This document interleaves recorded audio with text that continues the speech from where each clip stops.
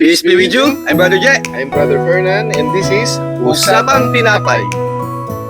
Magandang gabi mga kapatid. Hello, magandang gabi mga tinapay. Bro, magandang gabi. Yes. Welcome back. Magandang gabi po mga kapatid.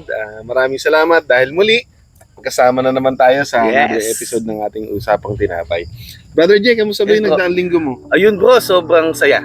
Kasi 'di ba yung every Fridays na ano natin, LBS. So, ayan, talagang ang ganda kasi mga sharing natin, mga brothers na. Ang dami natin nung bro.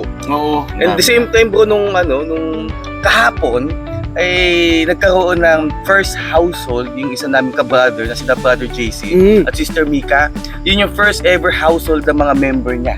O kaya sinamahan ko si Brother JC sa first time household nila. Congrats JC. Bro, ikaw bro, kamusta? Ako naman bro, itong nagdaang linggo sa akin, medyo challenging siya.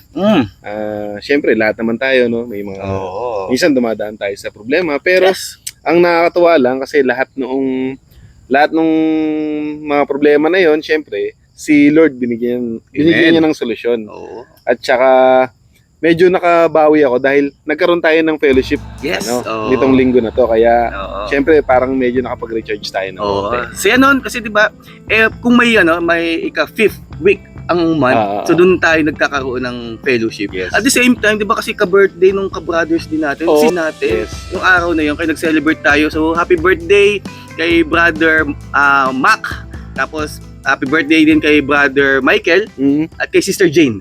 Sister Jane, bro JC, happy birthday. Brother JC, happy birthday din. So yun, Brother Fernan, no? So yung weekly na ginagawa natin, basahin natin yung mga nag-comment sa page natin. Eto bro, shoutout kay Sis Jenilyn Osorio, no? Inart niya yung natin, hello, yung sis. podcast natin. Hi Sis. Kay at Wenibel Obidencia, no matter our past mistakes, there is always a path to redemption. We are called to forgive, seek renewal, and embrace new beginnings with faith and gratitude. Stay blessed. Thank you, sis. Thank you, sis Wen. Ito ba bro, meron pa kay at Phil Brian Pereira. Suki natin bro. Ang sabi niya bro ay, umaapaw muli ang wisdom ninyo mga bro. Ramdam na ramdam ko ang pagmamahal ng Diyos sa ating mga readings. Thank you mga bro sa pag-deliver ng message niya. Thank you rin naman bro dahil grabe yung support mo sa ito rin si Mark Joshua Paredes, brother. Tamang-tama yung readings ngayon, yung pang-invite sa pag-join ng CLS. Kaya lahat ng tao, mabuti o makasalanan man, tatanggapin pa rin sila ng Panginoon at bibigyan ng bagong buhay. Keep sharing the goodness of the Lord. So thank you, Brother Josh. At Clarice Pascual, thank you so much talaga sa inyo. Di kasi ako mahilig magbasa. Dahil sa inyo, keep up. Great base, guys. Thank you, sis. Salamat na kaya to. Ganun din. So, at Sherwin Ramos, God is good all the time. Ang ganda ng mga reading, mas nalinawan ako. Agad-agad ako pumunta ng doktor. Kailangan pala yun. Ang gagaling ng buong team at ng bisita nyo, si Brother Jai. So, Brother Sherwin, thank you din bro. Saka syempre, salamat din kay Brother Jai. Oo. Grabe si bro. Grabe yung share niya sa atin. Oo, ang dami rin tutunan last week nung guest natin si Brother Jai. Thank you, Brother Jai. So, magandang gabi muli mga kapatid. Ngayon, masaya kami kasi syempre meron na uli kaming guest ngayon. Ano? Yes. Itong brother na to, una ko siyang nakita. Actually, nainggit ako sa kanya bro. Oh, bakit? Kasi nung una ko nakita to bro, long hair yan eh. Oo. Kasi bro, frustration ka. Alam mo naman, syempre may paano tayo. Nainggit tayo sa mahaba mo. F4. Oo. Tsaka itong brother na to, na naging malapit ako talaga sa kanya. Nung nakasama ko siya sa music media. So, isa siya dun sa mga bukalista, ang galing pa naman kumanta nito bro. Ikaw naman bro, ano bang pagkakilala mo sa brother? Tulad ng sabi mo, malapit sa'yo, malapit din sa akin. Sa amin, isa siya sa mga household servant sa area po ng Imus, Kawit, Noveleta, Cavite City. At the same time, mga kapatid, itong guest namin, itong brother na to ay serving as a coordinator of Live Christ, Share Christ. So tawagin ko na.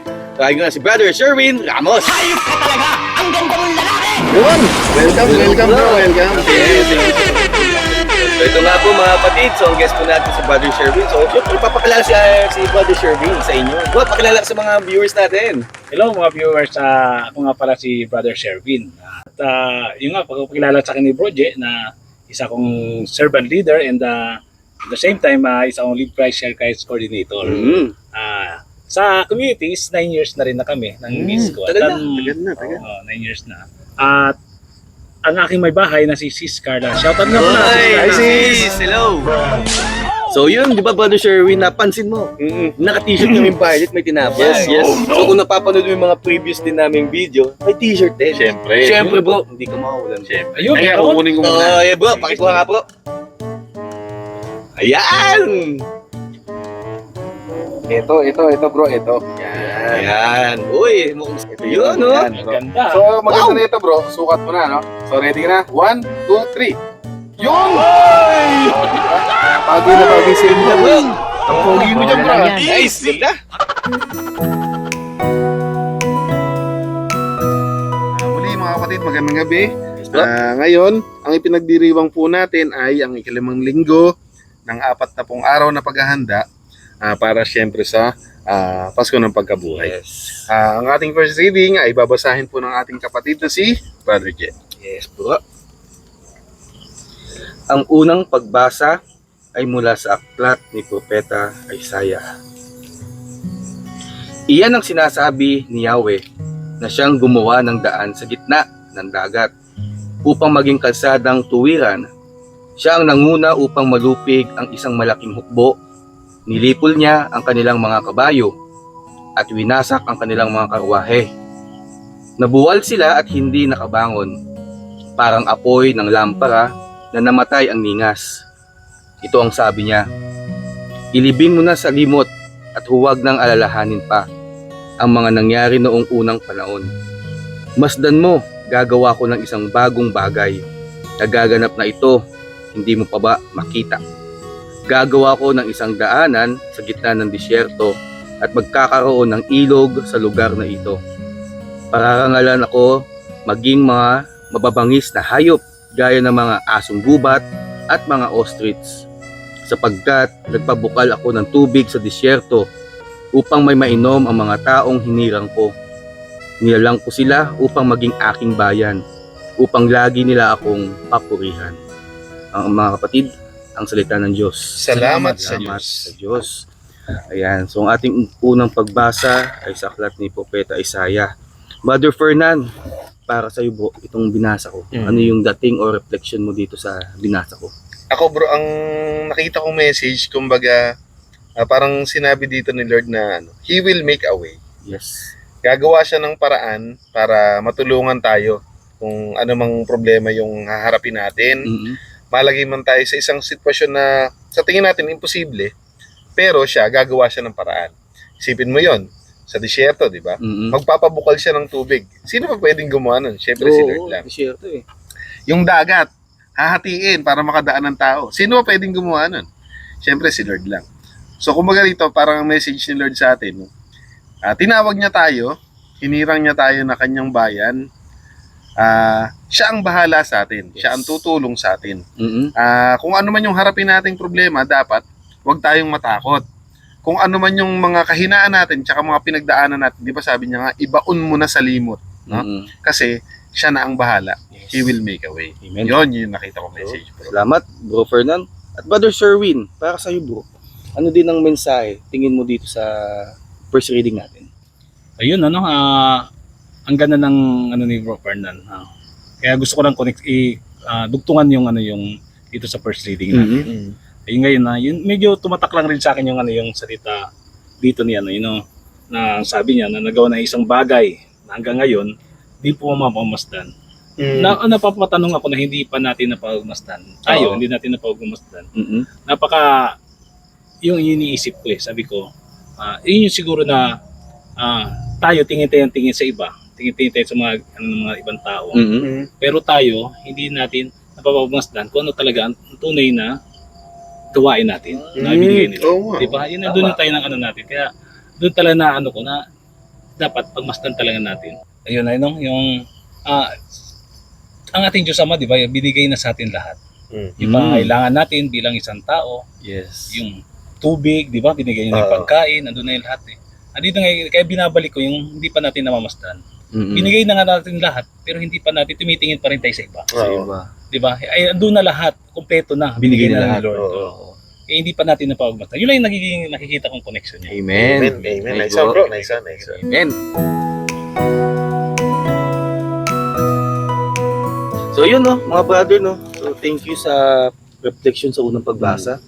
So dako na tayo sa ikalawang pagbasa. Nababasahin ni Brother Fernan. What? Okay.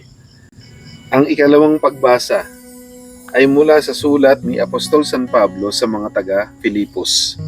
Mga kapatid, inari kong kalugihan ang lahat ng bagay bilang kapalit ng lalong mahalaga, ang pagkakakilala kay Kristo Jesus na aking Panginoon. Ang lahat ng bagay ay ipinalagay kong walang kabuluhan, makamtan ko lamang si Kristo, at lubos na makiisa siya. Hindi ko nahangad na maging matuwid sa pamamagitan ng kautusan, kundi sa pananalig kay Kristo. Ang pagiging matuwid ko ngayon ay kaloob ng Diyos batay sa pananampalataya. Ang tanging hangarin ko ngayon ay lubusang makilala si Kristo, maranasan ang kapangyarihan ng kanyang pagkabuhay na maguli, makihati sa kanyang mga hirap at matulad sa kanya, pati sa kanyang kamatayan, sa pag-asang ako may muling bubuhayin. Hindi sa nakamtan ko na ang mga bagay na ito, hindi rin sa ako'y ganap na, ngunit sinisikap ko maisakatuparan ng layunin ni Kristo Jesus nang tawagin niya ako. Mga kapatid, hindi ko ipinalalagay na natupad ko na ang mga bagay na ito. Ang ginagawa ko ngayon nililimot ang mga nakaraan at sinisikap na makamtan ang nasa hinaharap. Nagpapatuloy nga ako tungo sa hangganan upang makamtan ang gantimpala sa pagkatawag sa akin ng Diyos sa pamamagitan ni Kristo Jesus. Ang buhay na hahantong sa langit. Ang salita ng Diyos. Salamat sa Diyos. Okay. Ngayon naman, Brother J, Yes, bo. ano yung nakita mong message nitong second reading natin? Oo. Ang lalim bro. Habang binabasa mo, napapaisip agad ako kung ano talaga mensahe ni San Pablo sa mga sulat niya lalo na dito sa Filipos.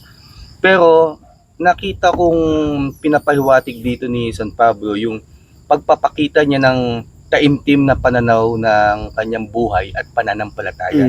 Kasi nasabi nga dito sa binasa mo bro na hindi na dapat balikan kung ano kayong dati. So ang tignan mo na lang daw yung nangyayari sa ngayon. Yes. Lalo na ngayon na pag ikay kaanib na ng Diyos. Sinasabi niya dito si Kristo Jesus. Kung kaanib ka na ni Jesus ay huwag mo na balikan kasi binago ka na ng Diyos eh. So babalikan mo po ba yung dating ikaw na ngayon ang ganda ng pagbabago mo sa mabuting bagay, mabuting buhay, na ikaw ngayon ang ginagamit ng Diyos para ipalaganap yung mga salita ni Kristo. Di ba alam naman natin sa mga panahon na to, kumbaga trabaho na to ni San Pablo, wala na si Jesus dito eh.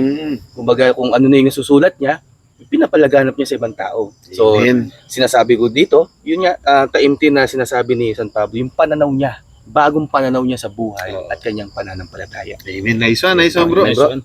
Ngayon naman, ikaw naman, bro, ano naman yung nakita mong message ng second reading? Ako nakikita ko sa sa second reading na sinulat ni San Pablo para sa mga taga-Filipos na yun andun yung si San Pablo na ginagawa niya talaga yung sisundan niya talaga yung yapak ni Kristo. Which is yun dapat ang ginagawa talaga natin. Yes, Yun yung nagiging perfect example niya si Kristo. Oo, tama. Hindi niya hinahangad yung mga utos na yung una, di ba? Yung mga 10 utos na ganun. Kasi pag sinusundan mo si Kristo nasusundan mo na rin yung 10 utos Yes. Ito na yun nakaano na talaga. Ganda. Tapos sinasabi niya rin dito na hindi niya sinasabi na natupad niya na yun. Di ba? Hindi niya nasabi na natupad niya na yun. Pero andun yung pagsumikap niya na matupad yun, yung mga gawain. Which is yun ang importante. Oo, Diba? ikaw magtutuloy. Mahirap maging santo, mahirap maging sobra. katulad ni Jesus Christ. Pero andun yung porsigido mo na magsundan yung mga yapak niya. Amen. Kumbaga sinasabi nga ni Pablo, no? Wala namang pwedeng magsabing siya ibanal na, di ba? Alam naman nating lahat yan eh. We all fall short. Pero ang importante, sinusubukan natin. Sumusunod tayo sa utos ni Jesus. Tsaka tama yung sinabi ni Brother Sherwin, no, na mahirap talaga maging banal. Oo naman. Ang hirap talaga kung ikaw na hindi mo sinusundan yung mga utos ng Diyos eh. Kumbaga doon ka na lang tumingin kay Jesus eh. Oo. 'Di ba? Sundan mo yung kanyang yapak para maging ka din, kakawangis niya. Yan. Amen. Okay. So, ayan, nakita natin ngayon yung yung bro. message ng second reading. At kanina, yung naging message sa atin ng first reading, no? Brother Jay, ano yung nakita mong connection ng dalawa? Oo, no? Tulad ng sinabi ko bro dito sa second reading, ito is yung pananaw ng panibagong buhay ni San Pablo. So, hindi niya na babalikan yung dating siya kasi binago na siya ni Jesus. So, dito sa first reading bro, sinasabi dito ni Propeta Isaiah na magkaroon tayo ng bagong buhay na wag na natin balikan yung kahapon. Oo. Wag mo na balikan kahapon kasi hindi mo na talaga mababalikan yung kahapon. Ilibing mo na sa limot. Oo, kalimutan mo na yung kahapon.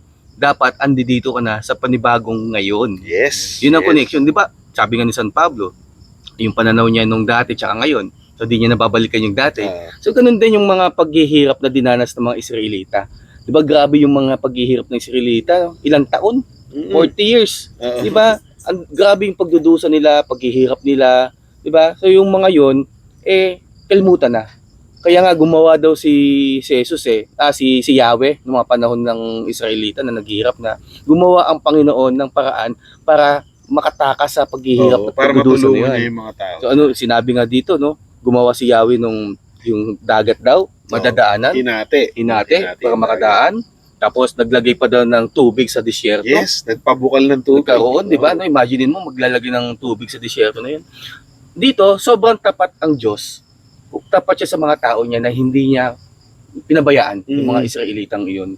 Kaya lahat ng mga paraan na ginawa ng Diyos dahil ikaw ay nananampalataya, naniniwala sa Kanya, kay Yahweh, tapat ang Panginoon. Hindi Kanya pababayaan. Kaya sinasabi dito, sabi ni Propeta Isaiah na wag nang balikan. So, dito ka na ngayon sa bagong ngayon. Yun bro. Amen. Amen. Amen, bro. Nice one. Amen. Ikaw naman, Brother Sherwin, ano yung nakita mong connection ng first reading tsaka second reading? Ako bro, ang nakikita kong connection dito ay yung sa first reading, di ba? Yung kay Propeta Isaiah. Andun kasi yung na yung iniligtas nga ni Yahweh, yung mga Israelita. Ano pa yun na nilipol niya yung mga yung mahabol sa mga Israelita, di ba? Yung mga Egypto, yung mga Egyptian. Mga Egyptian. Yung mga military nila, di ba? Pinarusahan niya yun, di ba? Yung kay sa dagat na nilipol niya. Pero nagkaroon ng si Jesus Christ, si Yahweh sa atin na babaguhin niya na yon, hindi niya na lilipulin yung mga masama. Di ba? Doon yun na inano niya. Yun yung connection dito na sa atin second reading na sinasabi niya rito na ando rin nga pala sa first reading na kalimutan na natin yon, idaan natin sa limot. Ando rin yung dito sa second reading na harapin natin yung hinaharap ng bago. Amen. Binigyan na ni Yahweh na may pagkakataon tayo para magbago. Yes. Di ba? Yan doon yung yan na talagang gaano niya tayo kamahal. Bilang isang tao. Tapat. Pantay-pantay na sa tao ang niya na hindi niya napaparusahan. Andun na yung na bibigyan niya at mamahalin niya, binibigyan niya sa atin yung gusto natin. Amen. Yun. Amen po. Nice one, bro. Yeah. Amen. Ganda. Ganda lang.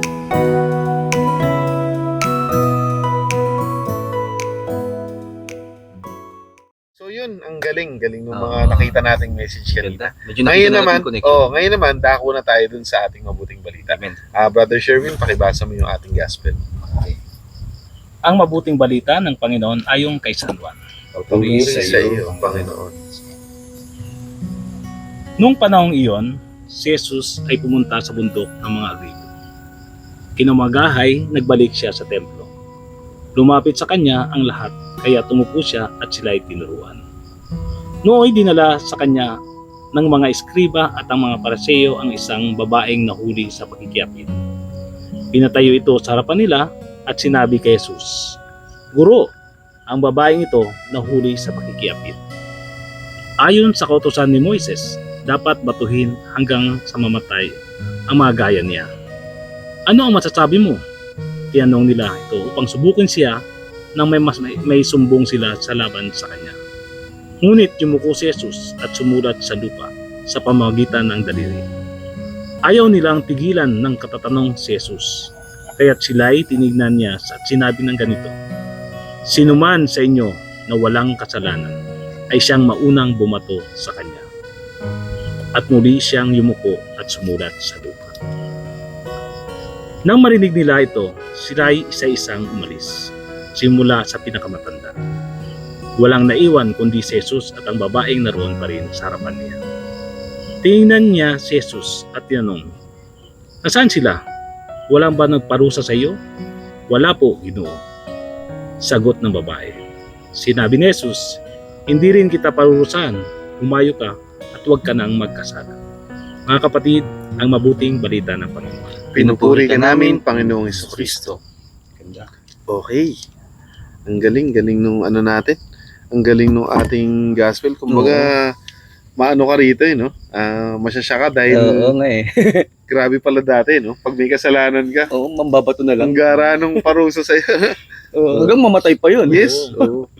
Ngayon nabasa natin tong ating gospel. Brother J, Yes ba? ano yung nakita mong message dito? Oo, tulad nga ng pinag-usapan natin kanina lang. Grabe, ang parusa dati, no? Babatuhin ka pag nakitaan ka ng kasalanan. Di ba? Hanggang Kaya mamatay. Nga mamatay. Hanggang mamatay, no? So sa akin dito, dahil sa malupit ang parusa nung mga panahon na yon, mas lalo ngayon, mas mahirap, mas kumbaga mas nakakatakot. Ano? Dito ang nakita ko bro sa binasa ni Brother Sherwin ay wag nating tignan yung sarili natin na kung ikaw ay makasalanan. O wag mo sisihin yung tao kung ano yung nakikita mo sa kanya. Kumbaga, napag-usapan na natin yung mga previous reading, no? Na tignan mo din yung troso sa mata mo. Oo. O kung ikaw ay makasalanan din. Oo. Kaya sinabi ni Jesus, no? Kung sino ang walang kasalanan, siya ang unang bumato. Oo. Walang bumato. Walang ibig makabato, sabihin, ibig sabihin, no, may makasalanan din. Oo. So sinisisi nila yung babaeng may ginawang kasalanan na yun, pero yung sarili nila, hindi nila makita na may ginagawa rin pala silang pagkakamali o Oo. kasalanan. Diba, no? So hindi nila pinapatawad yung babaeng nagawa ng kasalanan. Kaya sinisi nila yung babae kasi nakita nga nila yung sobrang maling ginawang ng babae at hindi nila mapatawad sa yung ginawa ng babae. Yun Yes. po ang nakita ko sa Amen. Ebanghelyo. Galing. Amen. Thank you. So, yun. Brother Fernand, para sa'yo bro. Ano para sa'yo yung dating nito or reflection para sa'yo bro? Ako bro, yung nakita kong message dito, actually, na-inspire ako dun sa kwento. Oo. Ang naging message para sa akin, na pag nalagay ka sa isang sitwasyon na imposible, talagang gagawa ng paraan si Lord. Kasi yung sitwasyon ng babae rito, imposible niya nang matakasan to eh. Oo. Kasi ito talaga yung parusa kapag ang bintang sa'yo ay ikaw ay nakikiapid.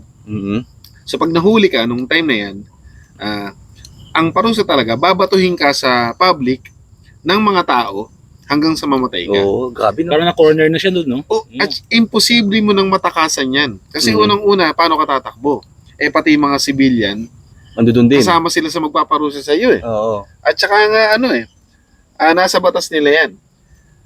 Ngayon, dahil si Jesus ay mapagmahal, gagawa siya ng paraan para tulungan ka. Kahit imposible na yung sitwasyon mo, makakagawa siya ng paraan. So dito napaka-evident nun. Simpleng-simple lang yung ginawa ni Jesus, di ba? Yes. Actually, nung una, nagsusulat-sulat lang siya sa Oo. no? Sa buhangin. Buhangin. Kasi alam niya kung ano yung dapat niyang gawin. Oo. So ano yung sinabi niya? Kung sino yung walang kasalanan, bumato. Hindi niya sinasabi na ang babaeng ito ay walang kasalanan. Oo. At hindi niya naman sinasabi na mali ang batas na sinusunod nila. Oo. Wala siyang sinabing ganun. Ang sinabi niya lang, kung sino yung walang kasalanan, unang bumato. Grabe yung pinakita ni Lord na kapangyarihan at wisdom niya. Siya lang ang pwedeng gumawa nun. Kaya, kumbaga na-reassure ako na kahit humarap ako sa sitwasyon na parang imposible na, si Lord gagawa ng paraan Oo, niya. ang galing. Amen. So, thank you Brother Fernand, no? Brother Sherwin. Yan, oo. At para sa iyo, Brother Sherwin, ano rin yung mensahe, reflection, or dating para sa iba itong gospel natin? Yung nga bro, na no, ang gaganda ng mga na sabi niyo na dadagdagan ko na lang kasi inaano ko lang dito kasi si Jesus Christ na andun talaga yung kababa ang loob na sa kanya. Oo. Kita-kita. Nakikitang-kita mo talaga na alam mo na kahit sinusubok siya ng mga Pariseo, Oo. na eskriba ng Oo. ganung mga hinahanapan talaga siya, binabato sa kanya talaga na paano siya mahanapan ng butas niya. Para lang maano siya may Mapausahan. Oo, ginagawa ng paraan eh. No? Yun yung mga ginagawa nila, di ba, para kay Jesus Christ. Pero chill lang si Jesus Christ doon, no? Pero pinapakita niya kahit nga alam natin na Diyos siya, na hindi pa rin niya ginawang parusahan yung babae. Babae, Alam yes. natin na makasalanan. Oo. Pagkos ang sinabi niya pa sa babaeng ito, huwag ka na magkasala, Oo, umayo ka at huwag ka na magkasala ulit. Oo. Amen. Yun yung nakikita ko bro na ano. Oo. Nice. Galing, Oo. galing, bro. Tsaka bro, no, yung imagine mo yung mga nanghusga dito, yung mga eskriba, Oh, is yung mga tagapagturo ba ng Tagapagturo. ano, 'di ba, ng mga aral, yung mga pariseyo. So ibig sabihin, naniniwala sila sa kautusan na dala ni Moises noong Oo. unang panahon. Kasi nga 'di ba, isa sa mga kautusan na huwag kang mangulunya, Oo. kiyapin, 'di ba? So naniniwala sila doon. But then naman din hindi nila nakita kung ano din yung ginagawa din nila. Kaya sinabi nga ni Jesus na kung sino yung walang kasalanan ay batuhin.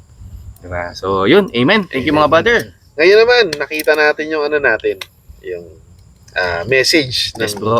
ng gospel. At kanina, nakita rin natin yung message ng first and second reading. Mhm. Brother J, Yes, bro. ano naman yung nakita mong connection nitong tatlo na to? Oo, unahin ko sa ano, sa unang pagbasa, tulad na sinabi ko kanina, na sinasabi ni Propeta Isaiah na huwag kang mamuhay sa kahapon. Tignan mo yung bagong buhay mo ngayon, yung kung ano ngayon. Kasi kung babalikan mo pa yung mga nakaraan, kumbaga mag-stick ka dun Dala-dala mo pa rin yun Huwag mo na tignan yung kahapon. So, sa ikalawang pagbasa, sinasabi nga ni San Pablo na ganun din na yung ginawa niya dati na malaking pagbabago na ginawa sa kanya ni Jesucristo. Na yung pananaw niya, yung bagong buhay niya at pananampalataya niya ay ginagawa niya sa mabuting paraan. Hindi niya na iniisip kung ano yung ginawa niya dati. Di ba alam naman natin si San Pablo na dating Saul. Di ba siya yung talagang against kay Jesus noong mga panahon na yun. Lagi siyang kontra, pinapapatay niya yung mga tao na naniniwala doon kay Jesus, pinapadakip pa yung mga, diba, yung mga naniniwala sa kanya. Hindi niya na tinitignan yun. Ang tinitignan niya na ngayon, dahil kaanib niya na si Jesus, ay yung bagong Pablo na nagpapalaganap ng mga salita ni Kristo. At dito naman sinasabi sa Ebanghelyo na yung sabi ko nga din kanina bro, yung wag natin sisihin yung taong may kasalanan. At tignan mo muna din yung sa iyo. Okay? Kasi kung tinitignan mo yung kasalanan niya, parang sinisi mo na rin ang Diyos. Di ba? Ikaw agad yung naghahatol, ikaw agad yung nagja-judge doon sa may taong yun So dito, yung sinabi nga dito na bandang dulo, sabi nga ni Jesus, na sabi daw, umuwi ka na, mula ngayon, huwag ka nang gumawa ng kasalanan. Ibig sabihin nun, may mensahe ang Panginoong Jesus dun sa babaeng yun, na pagsisihan niya yung kasalanan niya, huwag niya nang balikan. Yes. Huwag niya nang ulitin yung pagkakamali niya. Yes. So yun bro. Amen. Amen. Amen. At para din sa'yo, Brother Fernan, ano din yung connection mo sa tatlong binasa natin? Well, ako yung nakita kong connection nila, so same din halos nung nakita kong message dun sa gospel nga na God will make a way. Gagawa ng paraan ng Diyos. Kasi dun sa first reading, di ba? Yes. Si Yahweh lang naman yung gumawa ng paraan para makalaya yung kanyang bayan mula sa pagkaalipin. Siya yung gumawa ng paraan para yung mga Israelita makita yung bayan na ipinangako niya. Siya yung gumawa ng paraan para mag-survive sa desert, yung mga Israelita. Dito naman sa second reading, although ang second reading ay more on pag-amin ni Pablo nung kanyang kakulangan, pero nag-i-strive siya nga na makamit yung huling hantungan, which is yung langit. Makasama niya si Yahweh at si Jesus. Nakikita rin dito na gumagawa ng paraan ng Diyos. Kasi nga, ang tao, kahit anong gawin natin, we always fall short. Hindi tayo magiging perfect kahit anong gawin natin. Hindi natin kayang maabot ang kabanalan ng tayo lang. So, imposible siyang mangyari. So, sino yung gumawa ng paraan para maabot natin yun? Siyempre, si Jesus Christ. Kailangan lang sundan natin siya para makamit natin yung grasya niya at gawin tayong karapat-dapat na umakyat sa langit. Amen. So, yung imposibleng bagay na yun, ang gumawa pa rin ng paraan, si Lord. At ganoon din naman dun sa gospel, nasa imposibleng sitwasyon yung babae, wala nang pwedeng tumulong sa kanya. Sino lang ang natitira ng pag-asa niya? Si Jesus. Si Jesus. So, sino yung gumawa ng imposible para sa kanya? Si Jesus. So, ang nakita ko message niya nito, kung ano mang sitwasyon na meron ka, ano man yung problema mo, ano man yung pinagdaraanan mo, ano man yung iniisip mo, kahit na mukhang imposible yan, basta sumusunod ka kay Jesus, kagaya ni Pablo, gagawin ni Lord yung imposible gagawin niya yun. Dahil para sa kanya, maliit na bagay lang yan. Oo. Kumbaga, sisiw lang yan. Yun yung nakita ko, bro. Amen. So, ikaw naman, Brother Sherwin, ano naman yung nakita mong connection ng first, second, and gospel natin?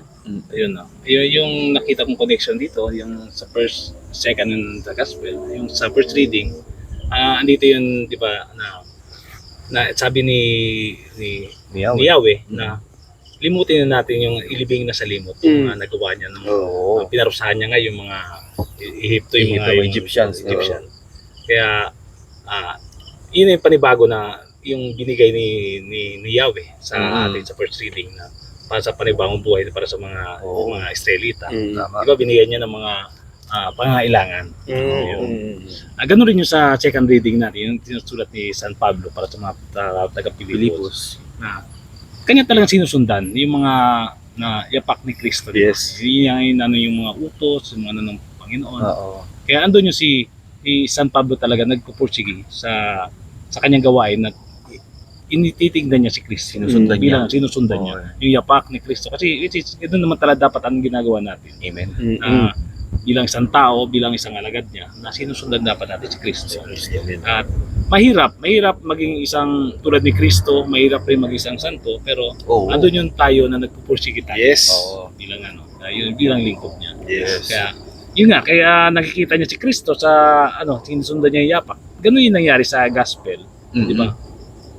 Yung una yung gospel kaysa sa second reading bago kay San Pablo, di ba? Kay San Pablo is wala na si Kristo doon, di ba?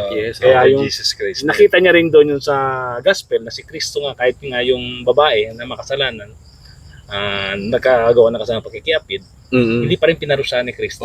Hindi niya pinarusahan. niya pa eh. No? Hindi niya ginudge eh. Ginudge niya ngayong niya. Kasi ano naman kasi talaga sa atin yung kapatawaran. Yes. Sa atin bilang tao, pag nagpapatawad tayo, andun yung buhay. Yes. Kasi yung pag hindi tayo nagpapatawad, wala tayong panatag sa puso natin.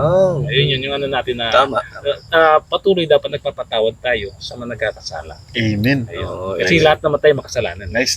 Well, ganda. Galing. Nice. So yun, ang ganda ng mga message na nakuha natin. Nakaka-uplift ng spirit. Yes. Ngayon naman, dako tayo dun sa masayang part ng ginagawa natin. Brother J, Yes, bro. paano mo naman ngayon i-apply ito sa buhay mo?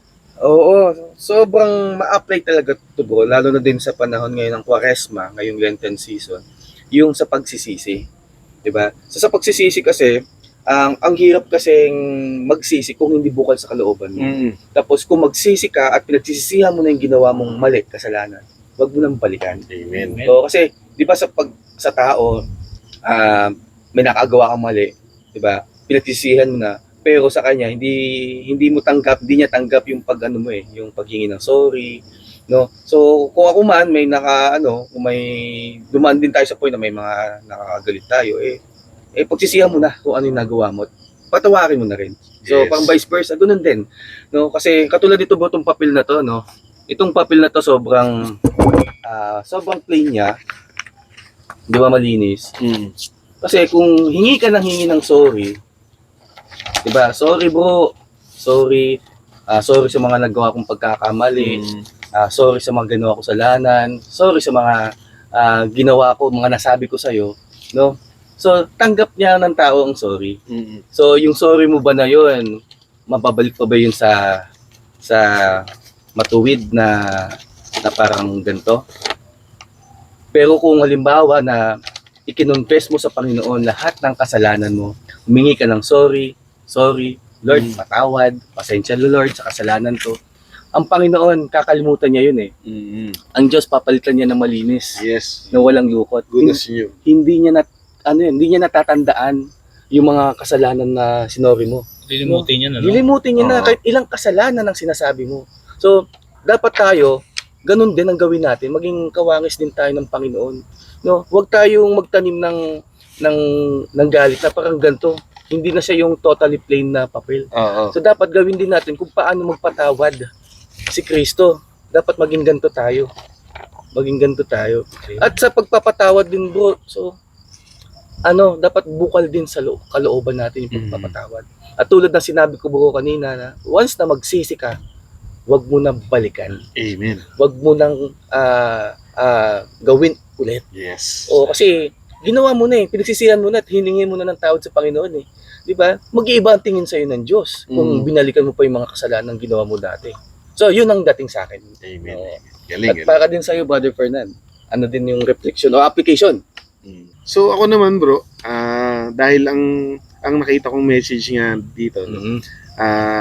God will make a way, no? Siya yung bahala sa atin. Doon sa mga sitwasyon na parang imposible na hindi natin kayang solusyonan, siya yung bahalang tumulong sa atin. Ang dapat natin gawin, syempre, move forward. Yes. Kailangan ang lakad na natin, puro pasulong na, Abante na. papunta sa Kanya. Kasi nga, dahil alam naman natin na kahit na ano palang sitwasyon yung pagdaanan natin, as long as sumusunod tayo sa Kanya, siya yung bahala. So ano pa yung dahilan mo, di ba? Para hindi ka pa umabante. Bakit kailangan mo pang mag-stay dito? Oo. Sa kinalalagyan mo na sadla ka sa problema, hindi mo alam kung ano yung gagawin mo, Yes. feeling mo wala kang direksyon. Kung alam mo naman ngayon, dahil nga sinabi dito sa mga reading natin na si Lord ang gagawa ng paraan. Yes. Bakit hindi ka pa lalakad ng pasulong? Bakit hindi ka pa pupunta sa Kanya? Ganda yun. Kaya ang nakita ko dapat gawin, no? Natin, tayong lahat. Lumapit tayo sa Kanya, sumunod tayo sa Kanya. Dahil wala nang dahilan. Wala na tayong pwedeng sabihin na hindi natin kayang gawin. Kasi nga, si Lord, gagawa siya ng paraan. Amen. Yun yung nakita kong application. Amen. Ikaw, Brother Sherwin. Ako naman, yung application ko sa ating mga binasa, para sa atin, di ba? Ayun, yung kababaang loob, di ba? Na ginawa ni Jesus Christ. Yung pagpapatawad, andun rin, di ba? Although sa atin bilang tao, tayo, mahirap nga talaga magpatawad. Lalo na kung may talaga masamang ginawa sa atin yung kapwa natin, di ba? Pero dapat nakatingin talaga tayo tulad ni San Pablo, tumitingin talaga sa kay Jesus Christ, di ba? Kung anong kanyang ginawa. Tama. Di ba? Crucify si Jesus Christ, crucify siya ng mga tao. Di ba? Wala siya kasalanan. Malinis. Pag kinakrucify ka nun, kung nakikita natin sa simbahan, di ba, may saplot si Jesus Christ.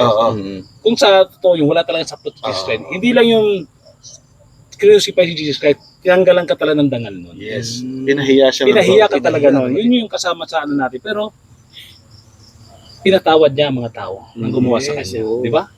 Tayo, nasasaktan pa lang tayo, nasusugatan tayo, nangyari na kay Jesus. Nangyari na lahat, yung mga pasakit na ginawa niya, tayo, nasasaktan pa lang, ang dami na natin hindi natin ibabalik, di ba? Kasi andun talaga ang ng kababaan loob ng ating Diyos Ama. Andun ang kababaan ni Jesus Christ. Na bilang isang tao, walang perpekto. Lahat tayo makasalanan bilang tao. Pero, ang Diyos nga, nagpapatawad, tayo pa kaya. Yes. Amen. Yun yung nano ko. Nice. Yes, Galing, bro. galing. Galing, gandang Thank you, application yan. No? So isa rin dagdag ko ng mga brothers na tulad din ng dagdag ko sa sinabi ko kanina na kasi ang Panginoon ay talagang mapagpatawad na sinasabi ni Brother Sherwin, mapagpakumbaba. No? So dapat lagyan natin sa sarili natin yung pagpapakumbaba. Okay? O wag tayong magmata dun sa tao na may nagawang kasalanan. 'Di ba? So wag kang magsalita sa tao na pangit, na hindi maganda. Wag mong pag-isipan ng tao na hindi maganda din o masama sa tao.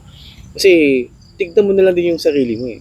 Kasi ako katulad ko na dumadaan din sa mga ganyang problema, ang laking reflection sa akin yan doon.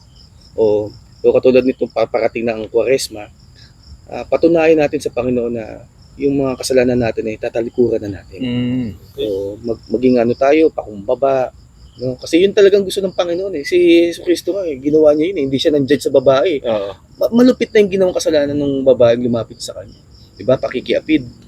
Pangangalo niya.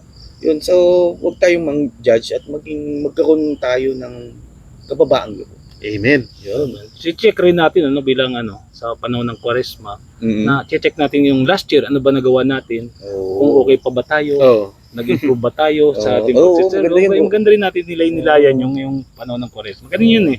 Kaya pala pabalik-balik ang panahon ng ganitong Lenten season, di ba? Kasi dapat nilay natin kung ano pa ba yung nagagawa natin o ano may nagawa tayong mali sa kapwa natin. Nice. Patuloy natin dapat ginagawa. Amen. So yun, maraming salamat. Thank you bro. Thank you. Thank you. Pagsama mo sa amin. Gabing ito. Maraming salamat mga kapatid. Thank you dahil muli sinamahan nyo kami sa ating episode na to. Ngayon, gusto ko lang po uling ipaalala sa inyo na kung meron po kayong natutunan sa ginawa namin, kung nagugustuhan nyo po yung naging usapan namin, please like, share, and subscribe po para matulungan nyo po kami na ikalat yung mabuting balita ng ating Panginoon. Yun nga bro, no? So, meron po diyang comment box. So, kung ano yung comment nyo, yung mga mensahe nyo, or napulot nyo sa gabing pinag-usapan ng mga brothers ngayon, comment nyo lang dyan. So, comment dyan. And then, of course, paki-like, share, and subscribe din po yung official page ng MFC Young Couples Cavite. Okay? At yung every week, every Friday na ginagawa naming liturgical Bible study. So, ipinupost naman po namin dyan yung mga ginagawa din po namin. So, ikaw, Brother Sherwin. Ayun, muli, anin ko na pagsasalamat sa inyo na Thank you din, bro. Inado ko lang, shoutout ko rin ang aming unit head na si Bro Perds. Uy, Birds, hello. At yung mga member ko sa unit 2. Ayun. Yun, kami rin, tulad ng na meron din kaming LBS online. Every Wednesday. Wednesday naman. Okay. Tapos, inano ko rin yung Live Christ, Share Christ namin para sa mga engagement, kung gusto niyo mga talk para sa mga sa Live Life, Live Cool, meron din po kami sa Live Christ, Share Coordinators Christ. nga ka pala kayo. So yun nga bro, yung sa Christian Life Seminar nyo. Yung nga pala, yung darating namin na Christian Life Seminar sa darating na April 27 para po sa mga bagong mag-asawahan, yung couples gaganapin po ito sa Cavite City. Ayun. Andiyan naman po na. Okay. So, yun, pupost po namin dyan yung invitation ng Christian Life Seminar na Brother Sherwin. Doon din po kami. Bibisita din po kami sa Christian. Kami doon. Yes. So muli, sa mga kapatid, so maraming salamat ulit, Brother Sherwin. Thank you. Thank you bro. Thank you po. Oo. So yun mga kapatid, maraming salamat po sa mga nakinig, nanood. At sana marami kayong napulot din na sa aming mga kapatid ko to. So ngayon mga kapatid, so tandaan natin na ang tao hindi lamang sa tinapay na bubuhay. Kundi sa bawat salita ng Diyos. Salamat!